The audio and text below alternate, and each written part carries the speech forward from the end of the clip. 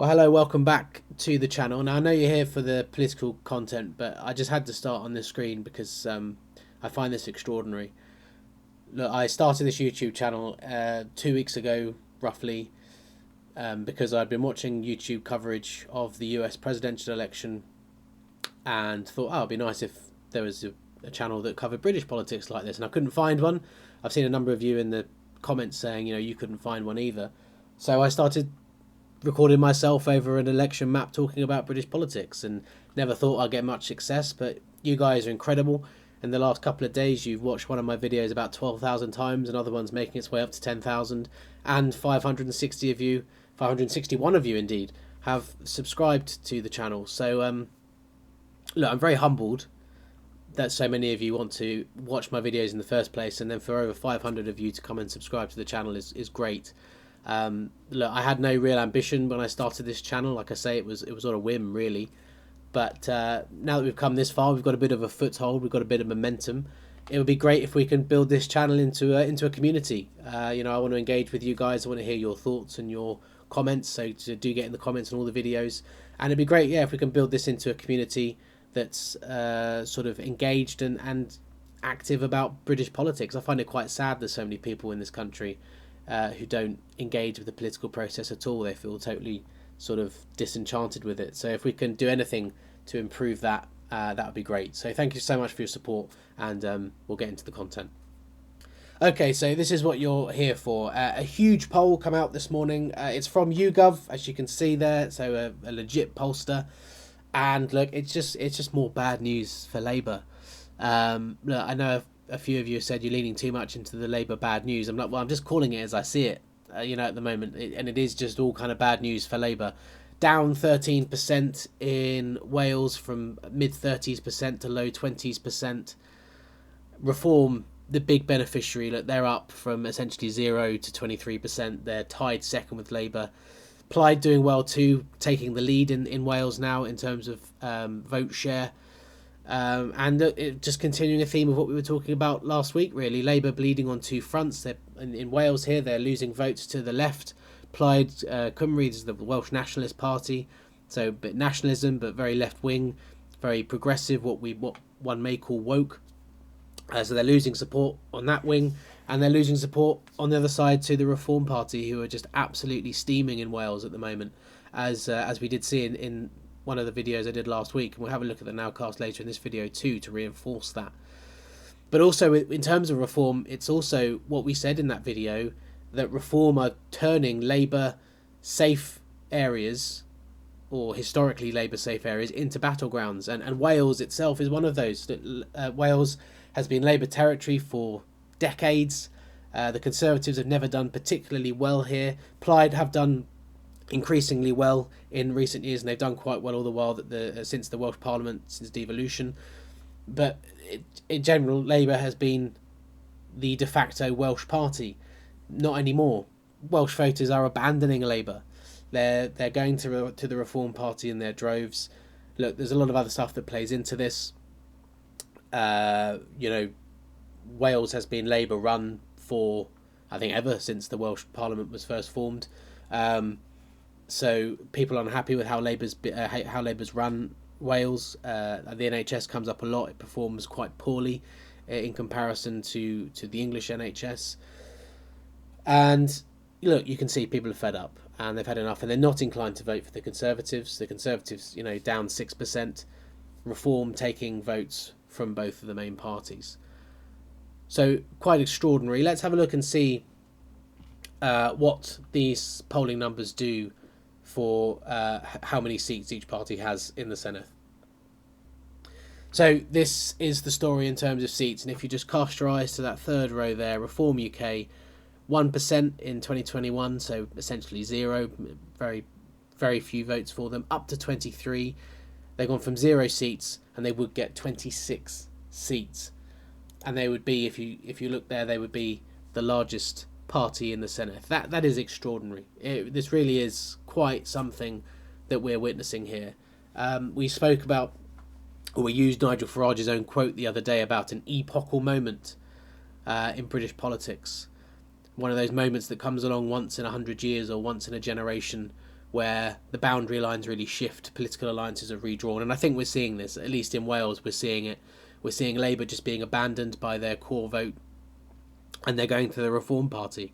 And for a party in the UK to come from essentially zero, to 23% and the largest party, or 26 seats, in really any of the UK's legislative bodies, devolved bodies, or Parliament itself, is quite something.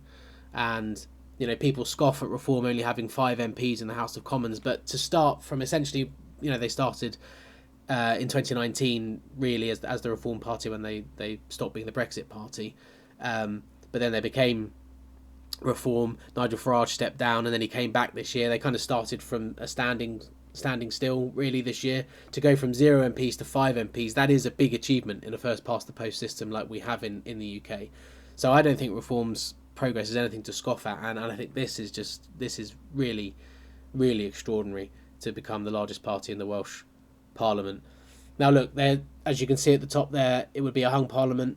Reform are the largest party, but they're way short of a majority, so they wouldn't be able to control the Welsh Parliament. And it'd be interesting to see what would happen, because look, it would probably be a Labour-Plaid coalition that would give them 50 seats in the Senedd, and they would be able to control it with a majority of 1. But I don't know how happy with that the Welsh people would be. I mean, that would be more of the same, essentially. Plaid and Labour have been in coalition for the last few years, I believe, in Wales, and obviously people aren't happy. So it would be interesting to see what the reaction to that would really look like, because it would be a continuation, despite clearly voters wanting something different. So that's fascinating. So what's Reform's ceiling in Wales? Could they go on and get those 49 seats that they would need for a majority? Is that possible? Well, I ran some numbers. So I did. I took some poll numbers, and I essentially took, for this one, I took another 4% off of the Conservatives to put them down to 15%, and I gave all 4% directly to Reform. Now, I'm not saying this is a likely scenario. I'm just playing with the numbers, really. Now, this does improve Reform. That gets them up to 32, but they're still 17 short. So still unable to control the Senedd. The Conservatives would be on 14. So that would put the two together on 46. So there would still be 3 short. So unlikely. So a coalition still wouldn't work between the two. And then interestingly, if we go and take 3% off of Labour and give that to Reform, so Reform end up on 30, Labour on 20, Conservative on 15, doesn't improve Reform. They stay on 17. So it seems then that you get to a stage where Reform would have to take votes off of Plaid, or Plaid and Labour would have to take votes off each other, and Labour would have to take votes off Plaid, which makes me wonder if there is a ceiling to Reform's success in Wales. Look, there would still be 17 short. It seems unlikely to me that Reform could entice that nationalist vote, because, like I say, Plaid are very left-wing, very sort of socially progressive, woke. In general, that's just from what I've seen of their leaders in the past. That tends to be how they are. I don't know if the people that Plaid are enticing to vote for them would vote for Reform or not. What do you think in the comments? If you're Welsh, you'll have a better perspective on this than me. Perhaps I'm slandering Plaid there slightly. Let me know. But it seems unlikely to me that Reform would be able to entice Plaid voters to come and vote for them. So that makes me wonder if there is actually a ceiling for Reform here at about 30 odd seats, if they were to continue improving their vote share.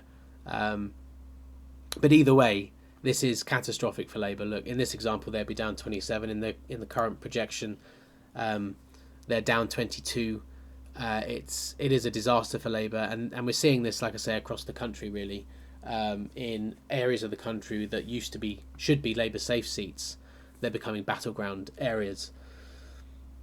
So just to finish up then, we looked at this the other day, but I want us to just go over it again in the light of this poll. Make sure you can see that on the screen. You can. Good.